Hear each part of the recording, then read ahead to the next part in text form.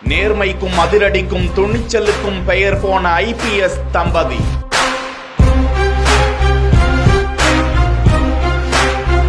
ஒருவருக்கொருவர் DIG அந்தஸ்துக்கான தாரகைகளை பரிமாறிக்கொள்ளும் fire காட்சி.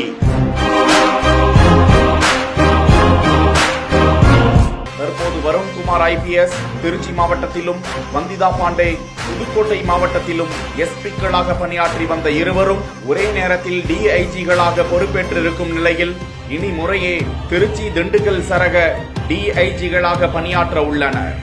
DIG அதிகாரிகளின் முக்கிய கடமைகள்: குற்றச் செயல்களை தடுப்பது, நாட்டில் சட்டம் ஒழுங்கை பேணுவது, போதைப் பொருள் நுண்ணறிவு பாதுகாப்பு.